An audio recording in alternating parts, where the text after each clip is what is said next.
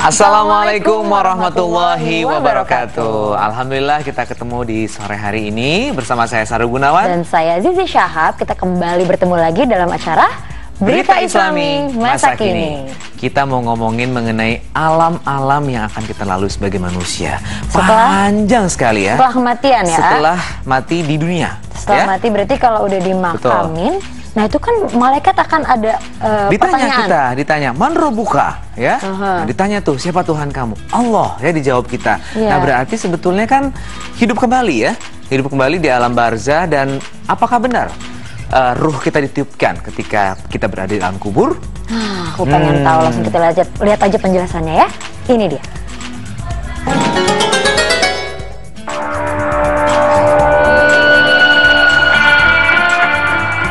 Apakah benar ruh ditiupkan kembali kepada jasad di alam kubur?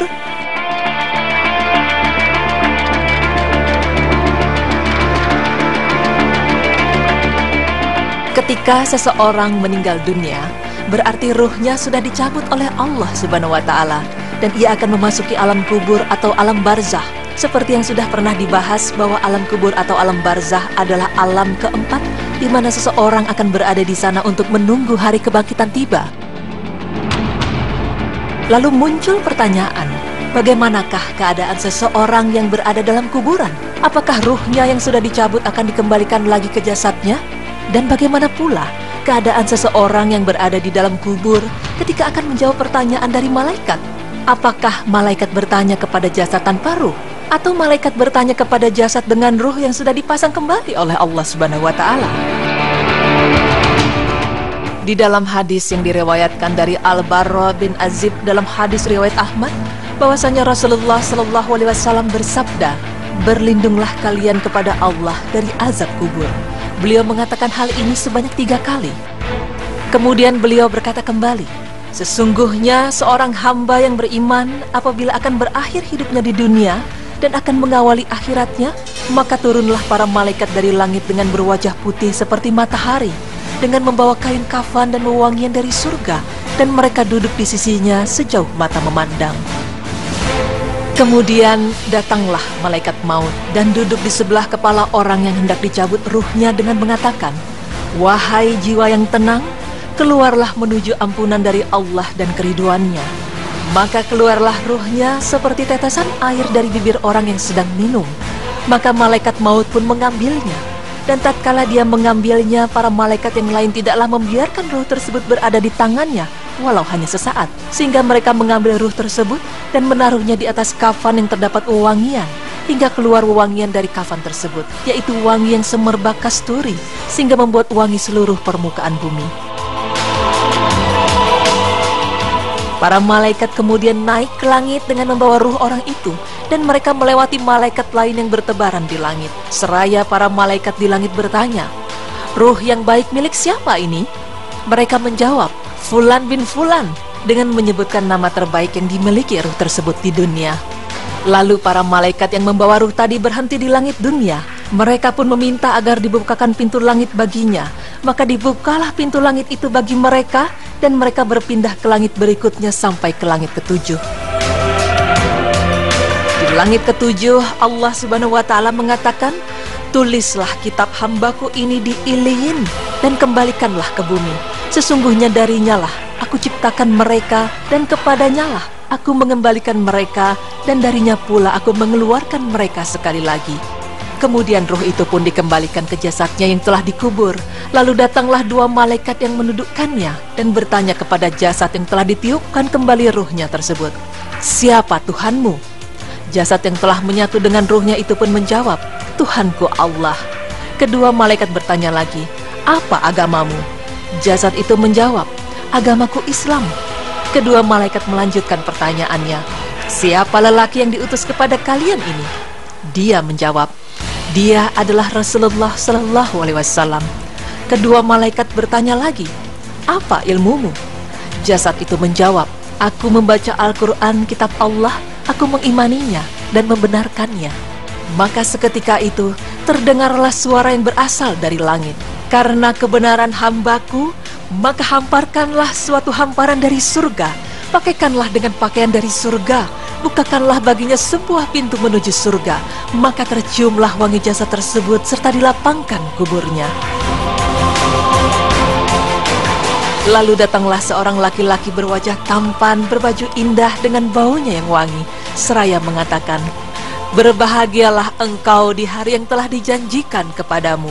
Orang yang beriman itu bertanya, "Siapa engkau? Wajahmu penuh dengan kebaikan." Lalu dia menjawab, "Aku adalah amal salehmu."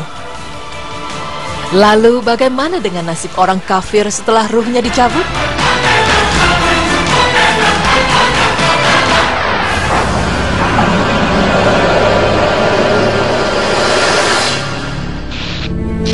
Rasulullah Shallallahu Alaihi Wasallam bersabda, "Sesungguhnya seorang hamba yang kafir apabila akan berakhir hidupnya di dunia, maka akan turunlah para malaikat dari langit yang berwajah hitam dengan membawa kain dan mereka pun duduk di sisinya sejauh mata memandang.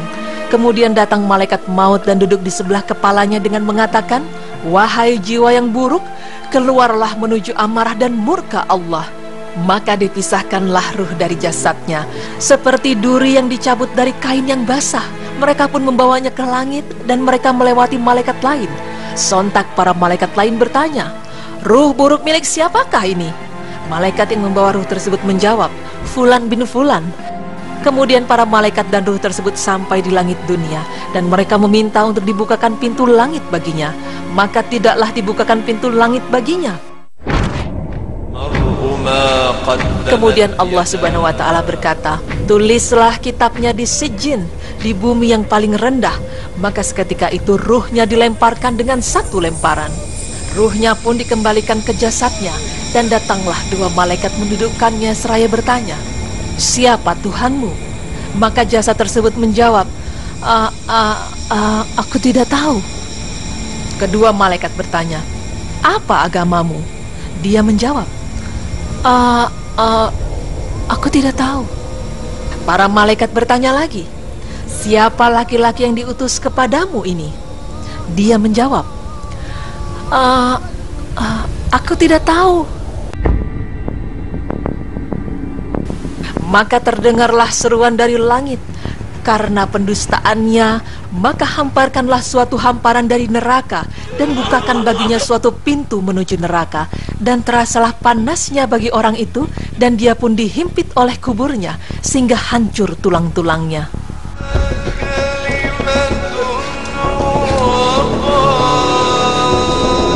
Kemudian datanglah seorang laki-laki yang berwajah buruk dengan pakaian yang bau busuk dan mengatakan, "Bergembiralah kamu di hari yang buruk bagimu, yang telah dijanjikan kepadamu ini."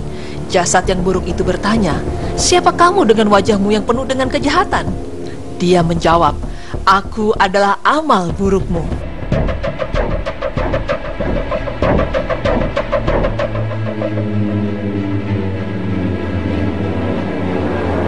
Pemirsa, penggambaran dalam hadis tersebut menjelaskan tentang keadaan ruh seseorang saat berpisah dari jasadnya atau pada saat sakratul maut. Kemudahan tentunya dialami oleh seorang yang beriman, sementara kesulitan yang luar biasa akan dialami oleh seorang yang kafir. Hadis itu pun menjelaskan bahwa ruh yang dibawa menuju langit setelah terlepas dari jasadnya akan dikembalikan lagi ke jasadnya di bumi untuk merasakan azab kubur. Seorang yang beriman akan diberikan kemudahan dalam menjawab pertanyaan itu, sebagaimana janji Allah Subhanahu wa Ta'ala kepadanya, yang berarti Allah meneguhkan iman orang-orang yang beriman dengan ucapan yang teguh itu dalam kehidupan di dunia dan di akhirat, dan Allah menyesatkan orang-orang yang zalim dan memperbuat apa yang Dia kehendaki. Quran Surah Ibrahim ayat 27. Sebaliknya, dengan keadaan seorang yang kafir, ia tidak akan sanggup menjawab semua pertanyaan tersebut dikarenakan kekufurannya. Pemirsa, pilihan di tangan Anda. Apakah Anda ingin menjadi ruh dengan wewangian yang membuat hampir semua malaikat bertanya, "Ruh orang baik milik siapakah ini?" Atau Anda lebih memilih untuk menjadi ruh yang berbau busuk, yang membuat hampir semua malaikat di langit bertanya, "Ruh buruk milik siapakah ini?" Pada akhirnya, kita sendirilah yang akan menikmati kebaikan dan keburukan amal kita sendiri selama hidup di dunia ini.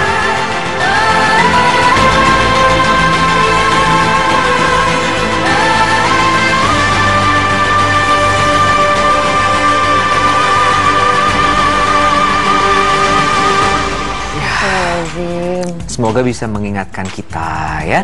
Kita menyadari sebagai abdi Allah itu harus seperti apa ya.